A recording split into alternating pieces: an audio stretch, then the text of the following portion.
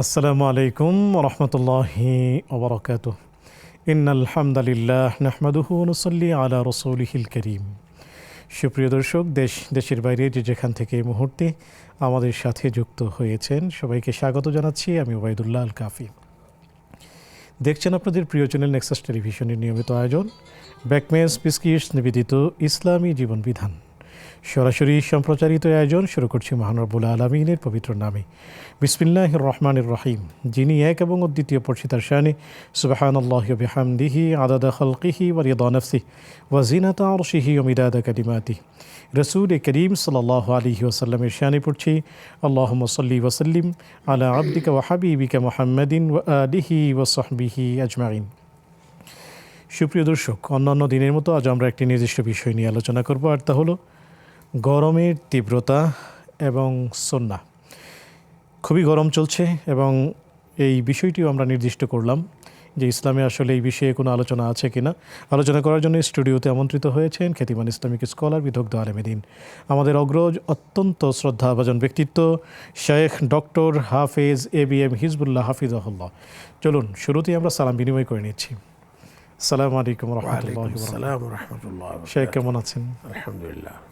অনেক ব্যস্ততার মাঝেও ঈদ পরবর্তীতে আপনি আমাদেরকে সময় দিচ্ছেন, এজন্য আমরা নেক্সাস পরিবারের পক্ষ থেকে এবং সকল দর্শক শ্রোতার পক্ষ থেকে আপনাকে অনেক অনেক শুকরিয়া জানাচ্ছি। আমি সবাইকে আন্তরিকভাবে দোয়া করতেছি। জাযাকুমুল্লাহু খায়রান। সুপ্রিয় দর্শক, আপনাদেরকেও প্রীতি ও শুভেচ্ছা জানাচ্ছি। আপনারা ঈদের আনন্দ ভাগাভাগি করে নিয়েছেন নিশ্চয়ই, এবং খুবই চমৎকারভাবেই ঈদ উদযাপন করেছেন এবং আমরাও তাই দোয়া করেছিলাম। এখন ভীষণ গরম চলছে, যেখানে বিদ্যুৎ আছে সেখানেও লোডশেডিং হচ্ছে, আর যেখানে বিদ্যুৎ নেই সেই এলাকা তো আসলে বলার অপেক্ষাই রাখে না। এই যে গরম তীব্রতা, এ নিয়ে আসলে ইসলাম কিছু বলে কি না, আসলে এই বিষয়ে নবীজি সাল্লাল্লাহু আলাইহি ওয়াসাল্লাম আমাদেরকে কোনো হাদিস শুনিয়েছেন কিনা, আমরা এই বিষয়টি নিয়ে শায়েখের কাছে যাওয়ার আগে জানিয়ে দিচ্ছি এই আয়োজনটিতে আপনিও যুক্ত হয়ে যাবেন। স্ক্রিনে প্রদর্শিত হচ্ছে নাম্বার, তা ব্যবহারের মাধ্যমে। একই সাথে ফেসবুক এবং ইউটিউবে সরাসরি সম্প্রচারিত হচ্ছে এই আয়োজন, সেখানে মূল্যবান কমেন্টস করে আমাদের সাথেই থাকবেন। চলুন আমরা শায়েখের কাছেই যাচ্ছি। শেখ, যদি বলতেন যে আসলে এই যে গরম, এই বিষয়ে গরম কোত্থেকে আসে, কোরআন এবং হাদিস কি বলে? আলহামদুলিল্লাহ ওয়াসসালাতু ওয়াসসালামু আলা রাসূলিল্লাহ ওয়া আলা আলিহি ওয়া আসহাবিহি ওয়া মান ওয়ালাহ, আম্মা বা'দ। আসলে এই যে তীব্র গরম বা তীব্র তাপ, এটার একটা উৎস আছে। আমরা দেখি যে বছরকে কোথাও কোথাও 4টি ঋতুতে বিভক্ত করা হয়েছে। আমাদের এলাকায় অবশ্য 6টি ঋতু আছে। তার মধ্যে একটি ঋতু হচ্ছে গরমকাল, যেটাকে বলে বিশেষ করে গ্রীষ্মকাল, সেটা হচ্ছে আপনার ফাল্গুন চৈত্র। এর আগে বৈশাখ জ্যৈষ্ঠ, এর পরে আসতেছে এর আগে। তো এই সময় প্রচণ্ড একটা গরম আমরা অনুভব করি। এই গরমে বিশেষ করে বাচ্চারা বেশি কষ্ট পায়। যারা বৃদ্ধ অবস্থায় পৌঁছে গেছেন তারাও বেশ কষ্টের মধ্যে তাদের দিন অতিবাহিত করতে হয়। আর পাশাপাশি রাস্তার ধুলোবালি, পলিউশন যেটাকে বলে, সেটাও আমাদেরকে আক্রান্ত করে। তো আমাদের দেশের চাইতে কিন্তু আরবে এটা আরও প্রচণ্ড গতি। বেশ হচ্ছে আমাদের দেশের গরমটা হচ্ছে আর্দ্র, আর ওদের দেশের গরমটা হচ্ছে শুষ্ক, যে কারণে ওদের দেশে ঘাম খুব কম ঝরে, আমাদের দেশে ঘাম খুব বেশি ঝরে। তো এটা যে শুধু এখন তা না, এটা বরঞ্চ দেখা যায় যে পৃথিবী সৃষ্টির পর থেকেই এই সিস্টেমটা চলছে সারা বিশ্বব্যাপী। এটা কোন নির্দিষ্ট এলাকার জন্য না।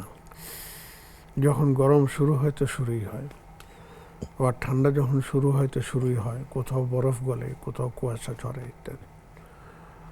তো এই প্রসঙ্গে আমরা দেখতে পাই যে আমাদের প্রিয় নবী রাসূলুল্লাহ সাল্লাল্লাহু আলাইহি ওয়াসাল্লামকে প্রশ্ন করা হয়েছিল যে গরম কোত্থেকে বা আসছে। তখন নবীজি সাল্লাল্লাহু আলাইহি ওয়াসাল্লাম বললেন, দেখো জাহান্নাম আল্লাহর কাছে প্রার্থনা করেছিল যে আমি অত্যন্ত শক্ট, বা আমাকে আমার আকালাত বাদা আমার কিছু অংশ অন্য কিছু অংশ খেয়ে ফেলছে, মানে ধারণ করার মতো শক্তি খুঁজে পাচ্ছেন না। তখন আল্লাহ রাব্বুল আলামিন তাকে বছরে 2 বার নিঃশ্বাস ফেলার অনুমতি দিয়েছেন। তো যখন সে একবার নিঃশ্বাস ফেলে তখন চারিদিকে তাপদাহ দিয়ে পুরা বিশ্বকে আপনার গরমে তাপিত করে ফেলে। এটা চলতে থাকে, প্রথম দিকে খুব চলতে থাকে, আস্তে আস্তে সেটা ধীরে ধীরে সামনের দিকে আপনার একটু শীতল হতে থাকে। এই সময় বলে যে আরেকটা নিঃশ্বাস ছাড়ো, বছরে 2টা নিঃশ্বাস। তো দ্বিতীয় নিঃশ্বাস যখন জাহান্নাম ছেড়ে দেয় তখন সারা পৃথিবীর মধ্যে আপনার কুল ডাউন হয়ে যায়। শেখ, আমরা আসবো ইনশাআল্লাহ তাআলা। একজন দর্শককে যুক্ত করি। আসসালামু আলাইকুম ওয়া রাহমাতুল্লাহ। কে আছেন আমাদের সাথে? জি, ওয়ালাইকুম আসসালাম ওয়া রাহমাতুল্লাহি ওয়া বারাকাতুহু। জি, আমি নীলা বলছিলাম পাবনা থেকে। স্বাগতম আপনাকে, প্রশ্নটি করুন। জি, কোশ্চেন হচ্ছে 2টা কোশ্চেন করব। ফার্স্ট কোশ্চেন হচ্ছে ইস্তিখার নামাজ। ইস্তিখার নামাজ মানে 2 রাকাত পড়তে হবে কিনা, কোন টাইমে পড়তে হয়, আর নিয়মটা যদি স্যার আমাকে একটু বলতেন। আর আমি কি চাইলে ইস্তিখার পড়তে পারবো কিনা এটা বলবেন। আর আরেকটা কোশ্চেন হচ্ছে মানে কোনো মেয়ে যদি কাউকে পছন্দ করে স্যার, সে যদি মেয়েটার থেকে বয়সে একটু ছোট হয়, হালাল সম্পর্কের জন্য তাকে যদি প্রস্তাব রাখা হয়, এটা কি গুনাহ? এই বিষয়ে একটু বলবেন। জি, আমাদের সাথেই থাকুন, শায়েখ উত্তর দিবেন ইনশাআল্লাহ তাআলা। ইসলাম নিয়ে জানতে হবে এবং জানার ক্ষেত্রে কোনো লজ্জা নেই। আল্লাহ তাআলা শায়েখের মাধ্যমে আমাদেরকে এই বিষয়গুলো জানাবেন ইনশাআল্লাহ তাআলা। আসসালামু আলাইকুম ওয়া রাহমাতুল্লাহ। ওয়ালাইকুম আসসালাম ওয়া রাহমাতুল্লাহ। আসসালামু আলাইকুম।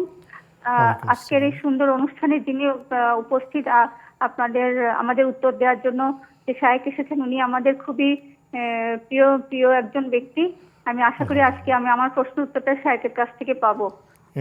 আমি গতকালকে প্রশ্ন করেছিলাম, উত্তরটা পাইনি। আমি সংক্ষেপ কথাটা বলছি। আমার আপন খালাকে যদি আমি কিছু দেই, সেটা কি জাকাত হিসেবে গণ্য করা যাবে?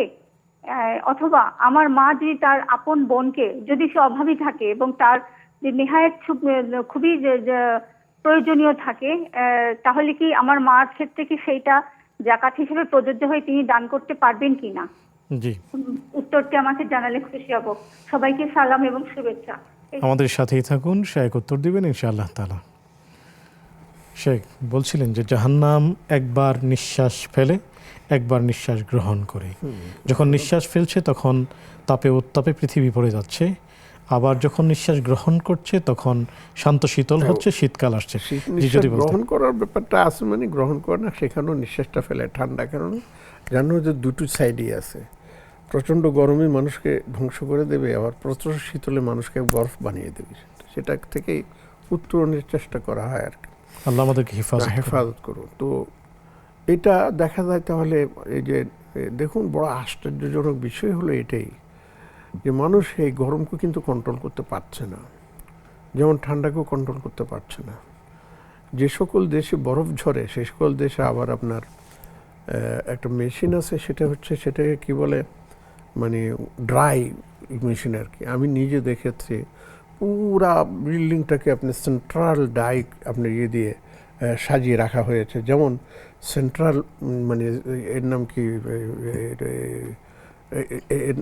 এটা কি, যে আমরা যে এয়ার কুলার যেগুলো আমরা ব্যবহার করি, সেন্ট্রাল করে রাখছে। আপনি ঘরে ঢুকলে পুরা এলাকার সিঁড়িতে ঠান্ডা, ঘরে ঠান্ডা, অফিসে ঠান্ডা। এয়ার কুলার যেটা আছে আর কি, এয়ার কন্ডিশন যেটা আছে, এটাও আমি দেখেছি। তো জিজ্ঞেস করলাম যে এটা কেন? আমাদের দেশ তো হচ্ছে বেশিরভাগ মানে ঠান্ডা পড়ে, এই জন্য আমরা সেন্ট্রাল ড্রাই মেশিন দিয়ে সেটাকে আমরা ড্রাই কুলার দিয়ে আমরা সেটা কন্ট্রোল করি আর কি। আর ঠান্ডাকালে, গরমকালে আমাদের লাগে না, এর নাম কি, ওই ঠান্ডা করার জন্য কিছু দরকার নাই। বড় মজার ব্যাপার হয়েছে, এটা বাসা তো বাসা, বাহিরে গরমকালে ছেলেমেয়েরা যে একেবারে পুরা গেঞ্জি টেঞ্জি সব খুলে চলে যায়, সরাসরি বেড়ে যায়। আমরা গরম থেকে বাঁচার জন্য এটা করতেছি। ইন্না লিল্লাহি ওয়া ইন্না ইলাইহি রাজিউন। তো মোহতারাম, আসলে কথা এটা, কথা হচ্ছে এটা যে আল্লাহ পাক এর মাধ্যমে আমাদেরকে জাহান্নামের ভয়াবহতা সম্পর্কে জানান দিচ্ছেন যে দেখো তোমাদের এই পৃথিবীটা তোমাদের জন্য আসল ঠিকানা না, এই ঠিকানাটা হচ্ছে তোমাদের আসল মৃত্যুর পর। তো তখন যদি তোমরা এই ঠান্ডা থেকে বাঁচতে পারো আর গরম থেকে বাঁচতে পারো, এটাই হচ্ছে তোমাদের আসল। এই প্রসঙ্গে হাদিসের মধ্যে বেশ কিছু আছে যে এই প্রচণ্ড গরমকালে আমি কী করব, সেটারও কিন্তু দিক নির্দেশনা আছে এই আপনার ইয়ের সময় হাদিসের মধ্যে। রাসূল করিম সাল্লাল্লাহু আলাইহি ওয়াসাল্লাম তিনি কী করতেন সেটাও কিন্তু আছে। সুবহানাল্লাহ। তা আমাদেরকেও সেটা শিখতে হবে আর কি। যেমন একটা উদাহরণ দেই, যে তৎকালীন সময়টা দেখেন এয়ার কন্ডিশন ছিল না, এবং চারোদিকে আপনার কিছুটা গরম থেকে বাঁচার জন্য তেমন কোনো ব্যবস্থা ছিল না।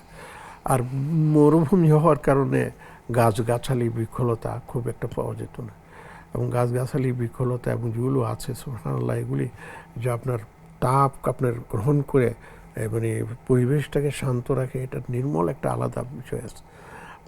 পানির মানে প্রচলন ছিল না, মরুভূমি আর মরুভূমি, বালুগুলো সব আপনার কী হয়েছে তপ্ত হয়ে আছে, পা দিলেই পায়ে ফোসকা ফোটে, এটা আমি নিজেও দেখেছি যখন মিশরে ছিলাম আলহামদুলিল্লাহ। তো এইভাবে সৌদি আরবও এগুলির কিছুটা দেখা গেছে। যাই হোক, তো তখন আমাদের করণীয় কি, আমরা কী করবো? শেখ, আমরা করণীয়টি জানবো একজন দর্শককে যুক্ত জি। করে। আসসালামু আলাইকুম রহমতুল্লাহ। ওয়ালাইকুম আসসালাম। আপনারা ভালো আছেন সবাই? আলহামদুলিল্লাহ, আমরা ভালো আছি। আহলাম বিকুম। আমি জিঞ্জার থেকে ইকবাল প্রথম। জি, প্রশ্নটি করুন। আমি তো অসুস্থ রোগী, আমি বাসায় নামাজ পড়ি, সবসময় চেয়ারে বাসায় নামাজ পড়ি, মসজিদে যাই, জুম্মার দিন কষ্ট করে যাই, কিন্তু বাসায় সবসময় নামাজ পড়ি। তো এই আমার সালাত কি কবুল হবে? আল্লাহ কি কবুল করবেন? ইনশাআল্লাহ আমরা আর আশা আমার করছি কবুল আরেকটা হবে। প্রশ্ন আছে যে খালি গায়ে, এত গরমের মধ্যে আমি অনেক সময় খালি গায়ে নামাজ পড়তে চাই, তো খালি গায়ে কি নামাজ হবে? জি, আমাদের সাথেই থাকুন, শেখ উত্তর দিবেন ইনশাআল্লাহ তাআলা। আসসালামু আলাইকুম রহমতুল্লাহ।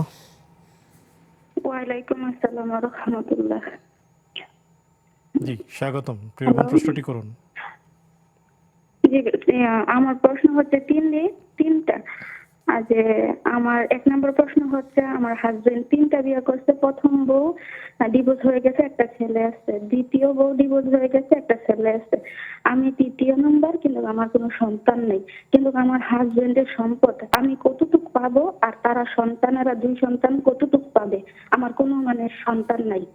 আর দ্বিতীয় হচ্ছে, আমার হাজবেন্ডের যদি অ্যাকাউন্টে টাকা থাকে বা আমার অ্যাকাউন্টে টাকা থাকে, আমার হাজবেন্ডের মৃত্যুর পরে ওই 2 সন্তান কি টাকা দিতে হবে, ভাগ করে কেমন করে ভাগ করে দিতে হবে, নাকি পাবে না? আর 3 নম্বর হচ্ছে, আমার যদি গহনা থাকে 2 ভরি বা 3 ভরি, আমার হাজবেন্ডের মৃত্যুর পরে কি ওই 2 সন্তানকে ভাগ করে দিতে হবে? আমার এই 3টা প্রশ্ন কোরআন সুন্নাহর আলোকে আমাকে একটু বুঝাইয়া দিবেন, যাতে আমার হাজবেন্ড কিয়ামতের মাঠে এটা জবাবদিহি না করতে হয়। সঠিকটা আমার জানা খুবই দরকার। আমি 1 ইঞ্চিও বেশি চাই না, কিন্তু কোরআন সুন্নাহর আলোকে যেটা সঠিক জি, উত্তর আসে। আপনি দ্বিতীয় প্রশ্ন করেছিলেন যে আপনার সম্পদ সেটি সন্তানরা কিভাবে পাবে? না, আমার স্বামীর সম্পদ, আমার হাজবেন্ড 3টা বিয়ে করছে, আমি 3 নম্বর ওয়াইফ, আমার কোনো সন্তান নাই, কিন্তু প্রথম আমার প্রশ্ন। হাজবেন্ডের 2। জি, প্রথম প্রশ্ন হলো আপনার স্বামীর সম্পদ, আপনার যেহেতু সন্তান নেই, অন্য 2 সন্তান, তো বন্টনটা কিভাবে হবে, এটা প্রথম প্রশ্ন। দ্বিতীয় প্রশ্ন হলো যে আপনার সম্পদ ওই ছেলেরা পাবে কিনা? না না, আমার স্বামীর টাকা আছে, কিন্তু ব্যাংকে আমার টাকা আছে, কিন্তু ওই সন্তানেরা পাবে কিনা, মৃত্যুর পরে এটা কি বন্টন করে দিতে হবে কিনা? জি, জি, আমাদের সাথেই থাকুন, শেখ আর উত্তর 3 দিবেন নম্বর, ইনশাআল্লাহ। জি, আর 3 নম্বর প্রশ্ন হলো, স্বর্ণ বন্টন করে দিতে হবে কিনা? আমার গহনা আছে। আপনার স্বর্ণ, তাই তো? জি, হুম হুম হুম। জি, আমাদের সাথেই থাকুন, শেখ উত্তর দিবেন ইনশাআল্লাহ তাআলা। আসসালামু আলাইকুম রহমতুল্লাহ। জি, আসসালামু আলাইকুম। ওয়ালাইকুম আসসালাম রহমতুল্লাহ বরকাতুহ। আমার একটা প্রশ্ন হলো যে এক মহিলা তার ছোট ছেলেকে নিয়ে হজ করতে যাবে, কিন্তু তাদের সাথে তার বড় ছেলের বিধবা স্ত্রী কি যাইতে পারবে? আর চাচা শ্বশুর কি মাহারম হবে? আর একটা প্রশ্ন হলো, চাচা শ্বশুর কি মাহারম হিসাবে নিয়ে হজে যাওয়া যাবে? জি, আমাদের সাথেই থাকুন, শায়েখ উত্তর দিবেন ইনশাআল্লাহ তাআলা। সুপ্রিয় দর্শক, দেখছেন আপনাদের প্রিয় আয়োজন ব্যাকমেন্স বিস্কিটস নিবেদিত ইসলামী জীবন বিধান। অনুষ্ঠানের এই পর্যায়ে নিচ্ছি ছোট্ট একটি বিজ্ঞাপন বিরতি, ফিরছি একটু পর, আমাদের সাথেই থাকুন। আসসালামু আলাইকুম ওয়া রাহমাতুল্লাহি ওয়া বারাকাতুহু। সুপ্রিয় দর্শক, বিরতির পর সাদর আমন্ত্রণ জানাচ্ছি আপনাদের প্রিয় আয়োজন ব্যাকমেন্স বিস্কিটস নিবেদিত ইসলামী জীবন বিধানে। আলোচনা করছেন শেখ ডক্টর হাফেজ এবিএম হিজবুল্লাহ হাফিজাহুল্লাহ, সাথে আছে আমি ওবায়দুল্লাহ আল কাফি। আলোচনা চলছে তীব্র গরমের তীব্রতা এবং সুন্নাহ। পেয়েছি আপনাদের বেশ কিছু প্রশ্ন, জানতে চলে যাচ্ছি সরাসরি শেখের কাছে। শেখ, শুরুতেই আমরা জানতে চাইব যে সলাতুল ইস্তিখারা এটি আসলে কি, কিভাবে আদায় করতে হয়, কখন আদায় করার পদ্ধতিটি কি? সালাতুল ইস্তেখারা হচ্ছে 2 রাকাতের একটি সালাত। এর জন্য নির্ধারিত কোনো সূরা বা আয়াত নেই, তবে অনেকে বলেন যে 2 রাকাতের প্রথম সালাতের মধ্যে সূরা ফাতিহা পড়ে যে কোনো একটা সূরা মিলান, দ্বিতীয় রাকাতেও আপনার সূরা ফাতিহা পড়ে যে কোনো একটা সূরা মিলান, মিলাবার পরে আপনি নামাজ শেষ করেন সুন্নাহ। এরপরে আল্লাহর কাছে দোয়া করবেন, তার আগে দুরূদ শরীফ পড়ে নেবেন এবং আল্লাহর প্রশংসা করবেন, আলহামদুলিল্লাহ সুবহানাল্লাহ আলহামদুলিল্লাহ এটুকু পড়বেন। পরে এবার কায়মনো বাক্যে আপনি দোয়া করবেন। এখন যে বিষয়টাকে নিয়ে আপনি ইস্তেখারা যাচ্ছেন, যেমন বিয়ে শাদী, পাত্রের জন্য পাত্রী নির্বাচন, পাত্রীর জন্য পাত্র নির্বাচন, আল্লাহ আমার জন্য কোনটা ভালো হবে, এটা পিতাও করতে পারেন, মাতাও করতে পারেন, এমনকি সংশ্লিষ্ট পাত্র পাত্রীও সেটা করতে পারেন।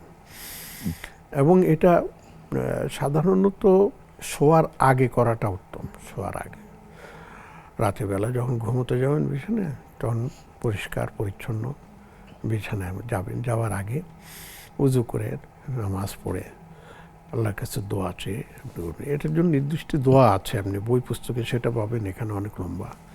আল্লাহুম্মা ইন্নী আস্তাগফিরুকা বিইসমিকা, এভাবে এক দোয়া আছে। এবং সেখানে একটা শব্দ আছে যে আল্লাহ ইন কানা হাযাল খায়রুল লি ফায়াসসিরহু লি, যদি এটা আমার জন্য মঙ্গল হয় আমাকে এটা দান করুন, আর যদি এটা আমার জন্য অমঙ্গল হয় তাহলে তা থেকে তাকেও বিরত রাখুন, আমাকেও বিরত রাখুন। তো এটা একাধারে 7 দিন করার নিয়ম আছে। তো দেখা যায় 7 দিন পর্যন্ত যাওয়া লাগে না, 3 দিন 4 দিনের মধ্যে এর একটা রেজাল্ট এসে যায়। রেজাল্টটা স্বপ্নে দেখতে হবে, এটা জরুরি বিষয় না। আপনার মানসিকতাটা কোন দিকে ঘুরছে সেটাও আপনি সেখান থেকে আন্দাজ করতে পারবেন। অনেক সময় মনে হয় যে এটা ভালো হবে, কিন্তু স্বপ্নে দেখার পর কেমন যেন মনে হচ্ছে যে দোদুল্যমানতা কেমন, তখন এটাকে বাইপাস করে দেওয়াটাই হচ্ছে উত্তম। আর যদি কোনো কিছুই আপনার সামনে না আসে, না স্বপ্ন, না আপনার মনের টলটলায়মান, তাহলেও আপনি এগিয়ে যেতে পারবেন। আসলে ইস্তেখারার মূল উদ্দেশ্যটা হচ্ছে এর মধ্যে যদি কোনো খারাপই থাকে তা থেকে আল্লাহ হেফাজত করবেন, এবং এটা দেখা গেছে বাস্তবতা। এরপরেও যদি দেখা যায় যে ফলটা মানে তেমন আসে নাই, কিছুটা ওলট পালট হয়ে গেছে, তখন এটাকে তকদির বলে মেনে নিতে হবে। এটুকু আমাদের বাস্তব অভিজ্ঞতা থেকে আমি এটা আপনাদের সামনে পেশ করছি।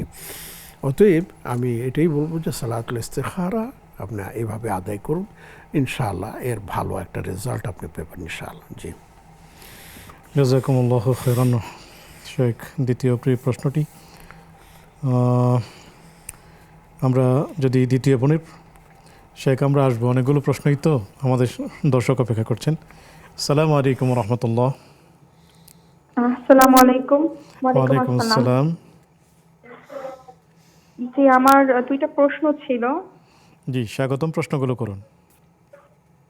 আচ্ছা, চাকরি পাওয়ার সঠিক পদ্ধতিটা কি? এটা হচ্ছে আমার প্রথম কোয়েশ্চেন।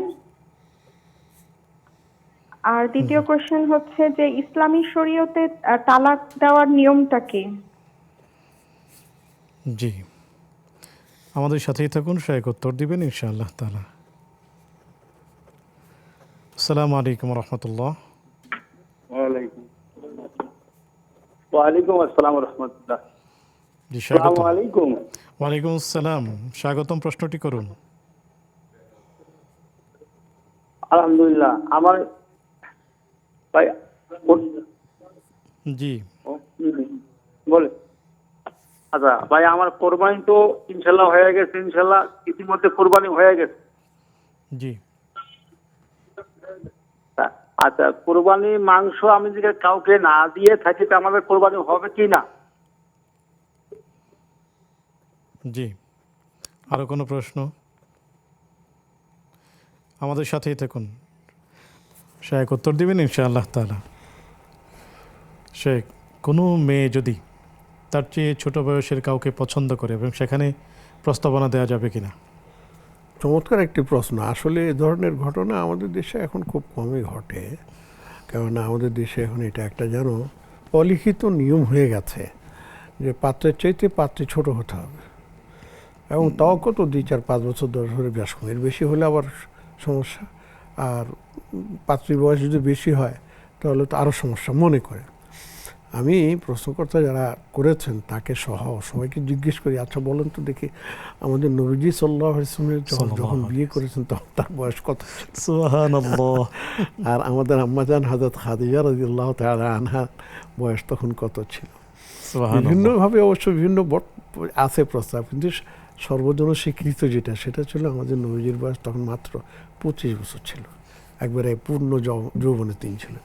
আর হযরত খাদিজা রাদিয়াল্লাহু তাআলা আনহা তার আগেও কিন্তু বিয়ে হয়েছিল, তিনি একজন বিধবা ছিলেন, এবং এই তিনি প্রস্তাব দিয়েছেন তার তার তার এক বান্ধবীকে দিয়ে নবীজি সাল্লাল্লাহু আলাইহি ওয়াসাল্লাম প্রস্তাব পাঠিয়েছেন। তো এই জন্য যদি তাদের দুজনের মধ্যে বোঝাপড়া হয় তাহলে পাত্রীর পক্ষ থেকে পাত্রকে প্রস্তাব দেওয়াটা এটা দোষণীয় কিছু নয়, কিন্তু এটা গোপনে বা গিচে টিচের আমাদের দেশে গোপনে হয় পরকীয়া বা ইত্যাদির মতন এরকম যেন না হয়, পরিষ্কার মুরব্বীদের সামনে সেটা পেশ করতে পারে যে অমুককে আমার ভালো লাগছে বা এসে আপনারা একটু দেখতে পারেন। প্রয়োজন বছর যদি হয় আলহামদুলিল্লাহ, আর যদি না হয় তাহলে আপনার সেটাকে সেভাবে সমস্যার সমাধান করে নেন। এটা দোষের কিছু নয়। জি, জাযাকুমুল্লাহ। ওখানে আম্মাজান খাদিজাতুল কুবরা রাদিয়াল্লাহু তাআলা আনহা নিজেই প্রস্তাব পাঠিয়েছিলেন। নাফিসাকে দিয়ে পাঠিয়েছেন, ওনার আল্লাহ। বান্ধবী নাফিসা রাদিয়াল্লাহু তাআলা আনহাকে, যে ওনার বান্ধবীর নাম। জাযাকুমুল্লাহু খাইরান। শেখ, আপন খালাকে যাকাত দেওয়া যাবে কিনা বা আপন বোনকে যাকাত দেওয়া যাবে কিনা? এটা একটা ভালো প্রশ্ন করেছেন। এটা নিয়ে আমাদের মধ্যে অনেকেই বিভিন্ন ধরনের কটু কথা বলে থাকে। আমি একটা মূলনীতি বলে দেই আমাদের দর্শকবৃন্দকে, এটা যদি মনে রাখেন তাহলে আপনি কখনোই নিরাশ হবেন না এবং আর এতে ভুগবেন না। সেটা হচ্ছে নিজের উপরের দিক আর নিজের নিচের দিক। উপরের দিক বলতে নিজের বাবা, নিজের দাদা, তারপরে দাদার দাদা, পরদাদা যারা আছে এদেরকে যাকাত দেওয়া যাবে না, দাদিরও এর অংশ। আর নিচের দিক বলতে বোঝানো হয় নিজের, আচ্ছা এখানে নানাও আছে, নানিও আছে। আচ্ছা, আর নিচের দিক যদি বুঝাতে হয় তাহলে নিজের সন্তান, ডাইরেক্ট ছেলে মেয়ে যত দূর যায় তাদেরকে ডাইরেক্ট যাকাত দেওয়া যাবে না। এর বাইরে ডান বাম। ডান বলতে বোঝানো হয় চাচা দিকে যারা আছেন, আর বাম বলতে বোঝানো হয় এর নাম কি মামাদেরকে। হ্যাঁ, তো ডানের মধ্যে পড়ছে চাচা ফুফু, এরা সবাই আছে, ঠিক আছে, এবং বামের দিকে আপনার চাচা আছে। এর মধ্যে কিন্তু এর মধ্যে আপনার এই ভাই বোনও আছে। অতএব আমি তো বলবো যে মোহতারামা, আপনি আপনার খালা বলেন, আপনার আপন বোন বলেন, আপনি আপন ভাই বলেন, তারা কষ্টে আছে আর আপনি আপনার যাকাতের টাকা অন্যদিকে দেবেন, তার চাইতে এনাদেরকে দিন, আপনি ডাবল সওয়াব পাবেন। সুবহানাল্লাহ। আপনি একটা তো যাকাত আদায় হয়েই গেল, আর একটা হচ্ছে আত্মীয়তার বন্ধন আপনি রক্ষা করুন, দৃঢ় হলো, এবং সেই আত্মীয়তার বন্ধনের সওয়াব আপনি পেয়ে যাচ্ছেন, আর তাদের প্রয়োজনে আপনি তাদের সাথে অংশীদারিত্ব গ্রহণ করছেন যাকাতের মাধ্যমে হলেও, যদিও অন্যভাবেও করা যায় কিন্তু হলেও এটা আপনি বিশাল একটা সওয়াবের অধিকারী হবেন ইনশাআল্লাহ তাআলা। এটাই করা উচিত। জাযাকুমুল্লাহ। অসুস্থ ব্যক্তি, তিনি চেয়ারে বসে নামাজ পড়েন, তো বেশিরভাগ সময় বাসায় পড়েন, তো যিনি অসুস্থ তাকে কি বাসায় নামাজ পড়ার অনুমতি আছে কিনা এবং চেয়ারে বসে নামাজের অনুমতি আছে কিনা? আসলে দেখুন, আল্লাহ রাব্বুল আলামিন আমাদের উপর ইবাদতকে ফরজ করেছেন, তার মধ্যে সালাত হচ্ছে 1 নম্বর, এবং এই সালাতের জন্য আরকান আহকাম আছে, ফরজগত আছে। যেমন সুস্থ হলে দাঁড়িয়ে নামাজ পড়তে হবে, যেমন শরীর পাক হতে হবে, যেমন কাপড় পাক হতে হবে ইত্যাদি। এই সব কিছু মেনে আপনাকে সালাত আদায় করতে হবে, রুকু সেজদা সব করতে হবে। কিন্তু একজন লোক অসুস্থতার কারণে হোক, বার্ধক্যের কারণে হোক, সেটা করতে পারছে না, এই জন্য কি তিনি সালাত ত্যাগ করবেন? না, তার সালাত ত্যাগ করার অনুমতি নেই। সালাত তাকে আদায় করতেই হবে যে কোনোভাবে। এখন যে কোনোভাবে যেটা বললাম, এটার জন্য আল্লাহ পাক আমাদেরকে সহজ করে দিয়েছেন। দেখুন কোরআনে কারীমের মধ্যে আল্লাহ পাক বলেছেন, ইউরিদুল্লাহু বিকুমুল ইউসর ওয়ালা ইউরিদু বিকুমুল উসর। আল্লাহ তোমাদের জন্য সহজটা করতে চান, তোমাদের উপর কাটতে করতে চান না। তাহলে আমার নামাজের কী হবে? জি, আপনি দাঁড়াতে পারছেন না, কাঁপতেছেন, আপনি পড়ে যাবেন, চেয়ার বসেন, একবার খুব ইজিলি বসেন, ইজিলি বসে আপনি সালাত আদায় করেন। চেয়ার উপর থেকে আপনি রুকুতে যাবেন, হ্যাঁ যান, আপনি হালকা করে দেন, রুকুতে সুবহান রাব্বিল আযীম বলে আবার দাঁড়িয়ে গেলেন, সামি আল্লাহু লিমান হামিদ। এরপরে আপনি সেজদায় যাবেন, যদি সেজদায় যাওয়ার মতো, মাটিতে যাওয়ার মতো আপনার সুযোগ থাকে তাহলে যেতে হবে। কিন্তু যদি সেখানে যাওয়ার মতো সুযোগ নেই, পড়ে যাওয়ার সম্ভাবনা আছে আশেপাশে, তখন আপনি এখানেই বলেন, সেজদার নিয়ত করে সেজদা করেন, সুবহান রাব্বিল আলা সুবহান 3 বার বলেন, বলে আপনি এইভাবে 4 রাকাত 2 রাকাত 3 রাকাত শেষ করেন, আপনার নামাজ হয়ে যাবে। আপনার কে ঠেকাচ্ছে এখন? জাযাকুমুল্লাহু খাইরান। শেখ, আমরা একটি বিরতি নিব। সুপ্রিয় দর্শক, দেখছেন আপনাদের প্রিয় আয়োজন ব্যাকমেস বিস্কিটস নিবেদিত ইসলামী জীবন বিধান। এ পর্যায়ে নিচ্ছি আরও একটি ছোট্ট বিজ্ঞাপন বিরতি। ফিরছি একটু পর, আমাদের সাথেই থাকুন। আসসালামু আলাইকুম রহমতুল্লাহি ওয়া বারাকাতুহু। সুপ্রিয় দর্শক, বিরতির পর সাদর আমন্ত্রণ জানাচ্ছি আপনাদের প্রিয় আয়োজন ব্যাকমেস বিস্কিটস নিবেদিত ইসলামী জীবন বিধানে। আলোচনা করছেন শেখ ডক্টর হাফেজ এবিএম হিজবুল্লাহ হাফিজাহুল্লাহ, সাথে আছে আমি ওবায়দুল্লাহ আল কাফি। পেয়েছি বেশ অনেকগুলো প্রশ্ন, চলুন শেখের কাছে চলে যাচ্ছি। শেখ, যদি বলতেন খালি গায়ে নামাজ পড়া যাবে কিনা গরমের তীব্রতার কারণে? হ্যাঁ, আসলে এইটা একটা ভালো প্রশ্ন করছেন। আসলে আপনার একটা মূলনীতি আছে, সেই মূলনীতিটা হলো এই যে আপনি যার সামনে খালি গায়ে যেতে সংকোচ বোধ করেন, সেই ক্ষেত্রে আপনি আল্লাহর সামনে খালি গায়ে যাবেন এই বিবেকটা আপনার নেই। আপনার কোনো মেহমান আসছে, কোনো বস আসছে, তার সামনে কি আপনি খালি গায়ে যেতে পারবেন? পারবেন না। ন্যূনতম কোনো একটা ড্রেস আপনি পরে তারপর তার সামনে যাবেন। আমাদের দেশে আমরা দেখছি এরকম সময় হলে, আগে ছিল, গ্রামে এখনও আছে, কিছু না হোক অন্তত একটা গামছা গায়ে দিয়ে হলেও যান, গামছাটা গায়ে দিয়ে, খালি গায়ে যায় কীভাবে? তবে হ্যাঁ, দেখুন আল্লাহ রাব্বুল আলামিন আমাদের জন্য সব জায়গাতেই সমান, আমাদের ড্রেস আনড্রেস সব আল্লাহ পাকের কাছে সমান। তো সেই ক্ষেত্রে আমরা যখন আল্লাহর সামনে দাঁড়াবো, আমি যতটুকু সহ্য ধারণ ক্ষমতা করতে পারি তত কিছু একটা গায়ে দিয়ে তার সামনে বিনয়ের সাথে দাঁড়ানো হচ্ছে উত্তম। আর যদি আপনি বলেন যে আমি পারি না, তাহলে আমাদের যে নামাজের জন্য সতর ঢাকা ফরজ, এই ফরজটা তো পালন করতে হবে। আমার নাভি থেকে হাঁটুর নিচ পর্যন্ত কিছু একটা পরে যদি আমি নামাজ আদায় করি, নামাজ হয়ে যাবে, নামাজ হয়ে যাবে। তবে এটাকে উত্তম বলবো না, উত্তম বলবো না, অনুত্তম বলবো। যে আপনাকে চেষ্টা করতে হবে যে কিছু একটা গায়ে দিয়ে সুন্দর করে আল্লাহর সামনে যান। সামান্য কতক্ষণের গরমের জন্য আপনি এই ড্রেসটাকে ফেলে দিতে চান? এই ড্রেসই হয়তো পারে একবার জাহান্নামের আগুন থেকে আপনাকে বাঁচিয়ে জান্নাতে নিয়ে যেতে পারে। সুবহানাল্লাহি ওয়া বিহামদিহি। এটা খেয়াল রাখতে হবে। জাযাকুমুল্লাহ। চেষ্টা করা কোনো কিছু নামাজ পড়া হয়। একজন ব্যক্তি প্রথম বিয়ে করেছেন, একটি সন্তান হয়েছে, স্ত্রী মারা গিয়েছেন। দ্বিতীয় বিয়ে করেছেন, সন্তান হয়েছে, স্ত্রী মারা গিয়েছেন। তৃতীয় বিয়ে করেছেন, স্ত্রী আছেন এবং কোনো সন্তান নেই। তিনি মিরাজ বন্টন সংক্রান্ত বিষয়ে জানতে চেয়েছেন যে এই অবস্থায় যদি স্বামী মারা যান, তাহলে তিনি সম্পদের কত অংশ পাবেন এবং সন্তানেরা কতটুকু করে পাবে? একবারে সুন্দর প্রশ্ন, ভালো একটা প্রশ্ন করেছেন। এটার উত্তর হচ্ছে এক কথায়, স্বামী জীবিত অবস্থায় যদি স্ত্রীরা মারা যায়, তাহলে স্ত্রীরা যারা মারা গেছে তারা কোনো মিরাজ পাবে না। যিনি যে বেঁচে আছেন তিনি মিরাজ পাবেন।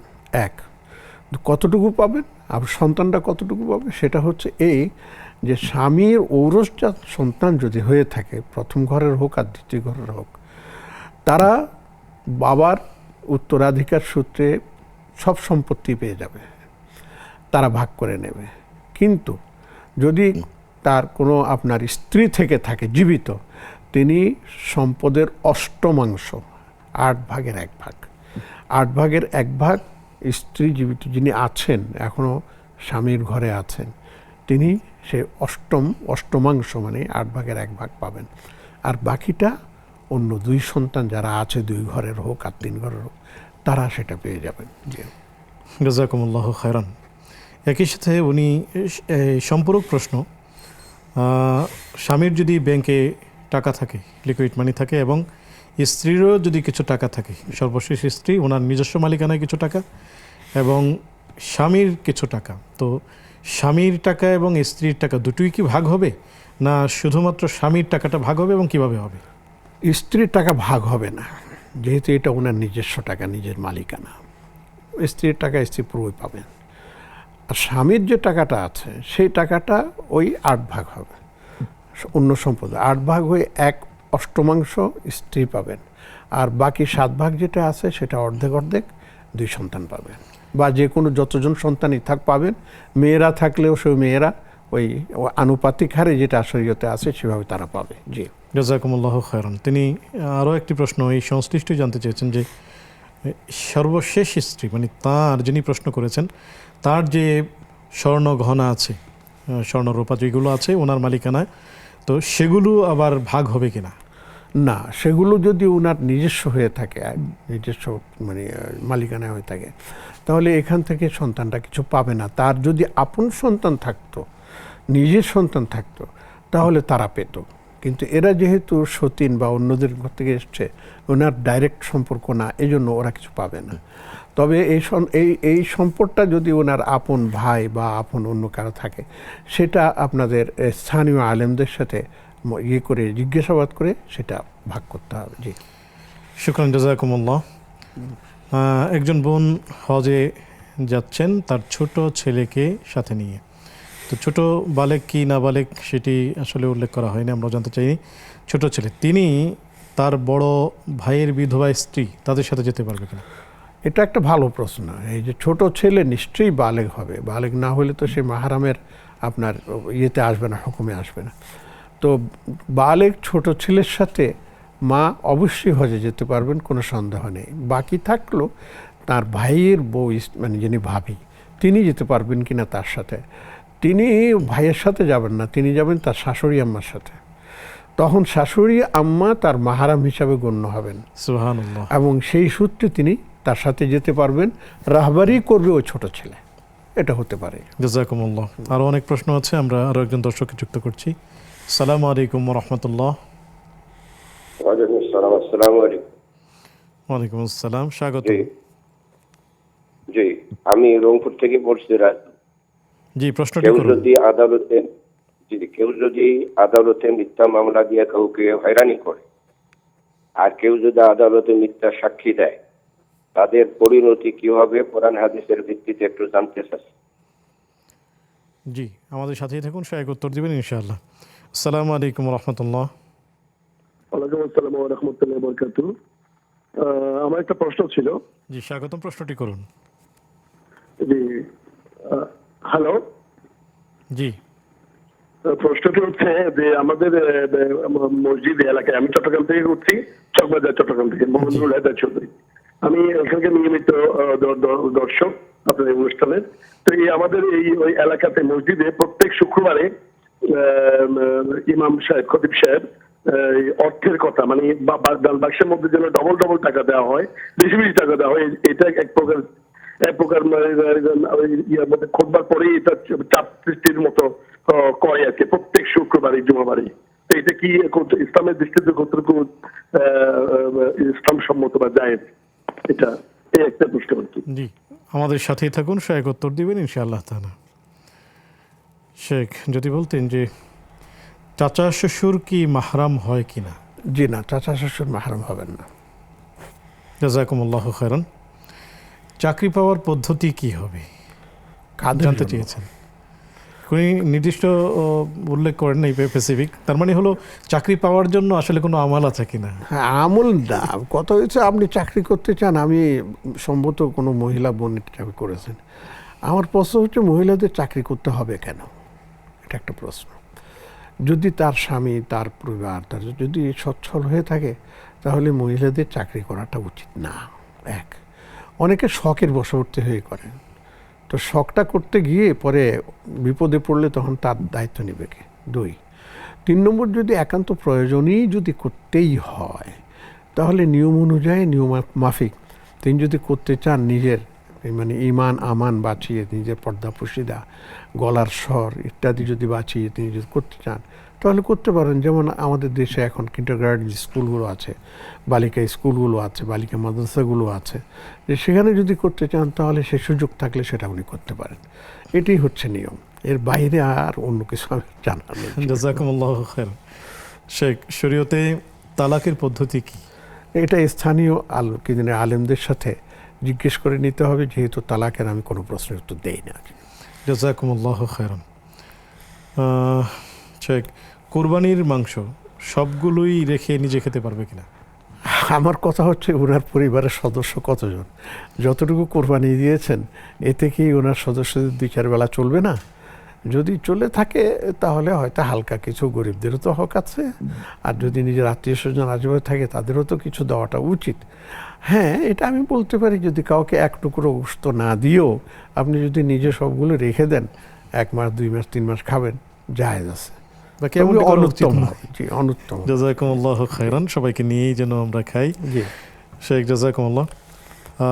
মিথ্যা মামলা এবং মিথ্যা সাক্ষী যদি কেউ এরকম দিয়ে থাকে তাহলে তার শাস্তি কি হবে? শাস্তি আখিরাতের জন্য অপেক্ষা করেন। দুনিয়াতে মিথ্যা মামলা দিয়ে কাজীর দরবারে এবং কি বিচারকরে প্রভাবিত করে তার থেকে আপনি মিথ্যা রায় আদায় করে নিলেন, নিরপরাধ মানুষকে অপরাধী বানিয়ে তাকে কষ্ট দিলেন, সেই জন্য আপনিও প্রস্তুত থাকুন। এর শাস্তি দুনিয়াতে হয়তো পেয়েও যাবেন, অনেকে পেয়েও গেছে এবং সামনে অনেকে অপেক্ষাও করছে। আল্লাহ যে কাকে কখন কিভাবে ধরবেন সেটা আল্লাহর ফয়সালায় আছে। তবে একটা কথা বলে রাখি, ইত্তাকুল্লাহ, হে আমার প্রিয় ভাই বোনেরা, যারা এই সমস্ত মিথ্যা মামলায় জড়িয়ে পড়েছেন বা জড়াচ্ছেন, এবং আমি সাথে সাথে আমাদের বিচারক মণ্ডলী যারা আছেন তাদেরকেও আল্লাহর ওয়াস্তে নসিহা করছে, মেহরবানি করে মিথ্যা মামলার সাথে নিজেরা জড়িয়ে গেলেও মিথ্যাকে প্রশ্রয় দেবেন না, বরঞ্চ মিথ্যাকে উদ্ঘাটন করে সত্যকে সামনে এসে যে মিথ্যা মামলায় আপনি জড়িয়ে পড়ে মিথ্যা সাক্ষী দিয়ে আপনাকে প্ররোচিত করে তাদের শাস্তির ব্যবস্থা করুন। ইনশাআল্লাহ আপনিও দুনিয়াতে বেঁচে যাবেন, আখিরাতে আল্লাহর কাছে আপনি সম্মানিত হবেন ইনশাআল্লাহ। জাযাকুমুল্লাহু খাইরান। শেখ, আমরা আরও একটি বিরতি নিব। সুপ্রিয় দর্শক, দেখছেন আপনাদের প্রিয় আয়োজন ব্যাকম্যান স্পিচ কিডস নিবেদিত ইসলামী জীবন বিধান। আমরা অনুষ্ঠানের এই পর্যায়ে নিচ্ছি আরও একটি ছোট্ট বিজ্ঞাপন বিরতি। একটু পরেই ফিরছি, আমাদের সাথেই থাকুন। আসসালামু আলাইকুম রহমতুল্লাহি ওয়া বারাকাতুহু। সুপ্রিয় দর্শক, বিরতির উপর সাদর আমন্ত্রণ জানাচ্ছি আপনাদের প্রিয় আয়োজন ব্যাকম্যান স্পিচ কিডস নিবেদিত ইসলামী জীবন বিধানে। আলোচনা করছেন ডক্টর হাফিজ এবিএম হিজবুল্লাহ হাফিজাহুল্লাহ, সাথে আছে আমি ওবাইদুল্লাহ আল কাফি। আলোচনা চলছিল গরমের তীব্রতা ও সুন্নাহ। পেয়েছিলাম আপনাদের প্রশ্ন, উত্তরগুলোই দিচ্ছিলেন আমাদের প্রিয় শায়েখ। চলুন বাকি প্রশ্নের উত্তর আমরা শায়েখের কাছ থেকে জানব। মসজিদে খতিব সাহেব আলোচনার পরে দানের ব্যাপারে উৎসাহিত করেন, তো আমরাও দেখি যে কিছু মানুষ দান করেন না, কিন্তু দেখা যাচ্ছে যিনি দানের ব্যাপারে উৎসাহিত করছেন ওনার খারাপ লাগছে। আসলে খতিব সাহেব ভুল না যার খারাপ লাগছে তিনি ভুল? আসলে দেখুন, চাঁদা কালেকশন মসজিদের জন্য, মাদ্রাসার জন্য, এটা না জায়েজ নয়, বরঞ্চ প্রয়োজনে মানুষের কাছে চাওয়া যেতে পারে, এবং সেটা আমাদের প্রিয় নবী রাসূলুল্লাহ সাল্লাল্লাহু আলাইহি ওয়াসাল্লাম নিজেও করে আছেন। অন্যান্য সময় তো শুধু উৎসাহিত করতেন, কিন্তু এক সময় সম্ভবত আপনার তাবুকের যুদ্ধে তো ওপেনলি বলেছেন কার কি আছে আপনি জমা করুন, সেটাও একটা বড় চমৎকারই আছে। কিন্তু নবী সাল্লাল্লাহু আলাইহি ওয়াসাল্লামের একটা সুন্নাহ ছিল, কাউকে প্রেশার দিতেন না। কোরআনে কারীমের মধ্যে এইভাবে আপনার আল্লাহকে কর্জে হাসানা দেওয়ার কথা বলা আছে।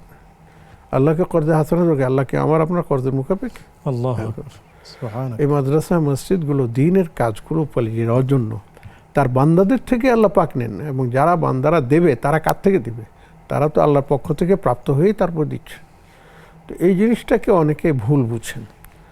তবে এটা ঠিক, এটার সাথে আমি একমত যে অনেক মসজিদের মধ্যে অনেক খতিব সাহেব এমন আছেন, এবং মজার ব্যাপার হচ্ছে আমি এমন কিছু ঘটনারও সাক্ষী যে খতিব সাহেব মসজিদে চাঁদা কালেকশন করেন না কেন, এই জন্য তার খেতবয় চলে গেছে, খেতাবত চলে গেছে।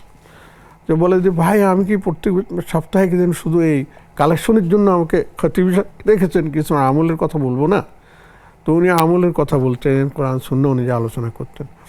এবং ওদের কথা হয়েছে আপনি করেন, কিন্তু শেষের দিকে 5-10 মিনিট আপনি বাধ্যতামূলক আপনার কালেকশনের কথা বলতেই হবে। অনেক জায়গায় এটা বাধ্যতামূলক করা হয়েছে, কমিটিরা এটা করে। এটার সাথে আমি একমত না। আমার হিসাব মতো আমি দেখেছি যে বছরে 3-4 বার যদি আমি চাই, আলহামদুলিল্লাহ, হ্যাঁ আমি উৎসাহিত করব। আর মসজিদের কাজ চলমান, সবাই দেখতেছে। যদি চলমান দেখেও যদি তিনি মন না দেন, ইমাম সাহেবের কথার জন্য বসে থাকেন, তাহলে এটা মুসল্লির দোষ। কেন চাইতে হবে? আপনি দেখছেন না এতগুলো কাজ চলতেছে, আপনাকে দেওয়ার কি সামর্থ্য নেই? আপনি দেন।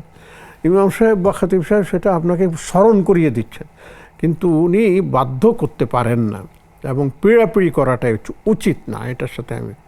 হ্যাঁ, আবার কিছু মানুষ আছে, বড় মজার ব্যাপার তথ্য আর কি, আমরা এগুলি পাই বিভিন্নখানকে ওয়াজ মাহফিলে, টাকা নিয়ে আসছে পকেটে, দিলে দিতে পারে, না একটু কি যেন জোরে করে করতে হবে করে, আবার কি যেন দিলে অমুকে 5,000 টাকা দিচ্ছে, 10,000 টাকা দিচ্ছে, নারায় আজিব, এটা কেমন কথা হলো? এগুলি ঠিক, এগুলি হ্যাঁ উৎসাহের জন্য বলা যেতে পারে, যেটা আমি আগে বলেছি যে ভাই যতটুকু পারেন দেন, কেননা এটা আপনারই টাকা, আপনার অ্যাকাউন্টে এটা জমা হবে। হয়তো দুনিয়াতে পাবেন না, আখিরাতে পাবেন, এবং দুনিয়াতেও পেতে পারেন, অসুবিধা। মানদাল্লাযী ইয়াকুরুল্লাহ কারদান হাসানা ফায়ুযায়িফাহু লাহু ওয়া লাহু আজরুন কারীম। আল্লাহ সেটা দ্বিগুণ ত্রিগুণ করে বৃদ্ধি করে দিতে পারেন, তার জন্য আখিরাতে আরও চমৎকার আপনার সম্মান রয়ে গেছে। অতএব আমি বলবো যে ভাইকে, যে ভাই আমাদের প্রশ্ন করেছেন, তিনি ইমাম সাহেবকে বুঝাইতে বলতে পারেন যে ভাই এইভাবে না চাইলেই কি নয়, এটা তো আমাদের কাছে শুনতেও খারাপ লাগে, বা নিজেদের কাছে একটা বিরক্তি ভাব লাগে, অনেকের কাছে বিরক্তি ভাব লাগবে। উনি হয়তো বলে দিবেন বিরক্তি ভাব লাগলো, আমার কথার কিছুই নেই, আমাকে নির্দেশ দেওয়া হয়েছে, আমি করতেছি, ঠিক আছে, অসুবিধা নেই। তো আপনি চুপচাপ থাকেন আর আল্লাহর কাছে দোয়া করেন, আল্লাহ প্রয়োজনটা আপনি পূরণ করে দেন, ইনশাআল্লাহ এতে আর উপকার হবে। জাযাকুমুল্লাহু খায়রান। শেখ বলছিলেন যে গরমের তীব্রতা এবং সুন্নাহ নিয়ে কিছু বলছিলেন। জি, সেটা তো বলছিলাম। তো দেখুন, এরকম তীব্রতা যখন আসে, তখন নবীজি সাল্লাল্লাহু আলাইহি ওয়াসাল্লাম বেশ কিছু আমল করতেন।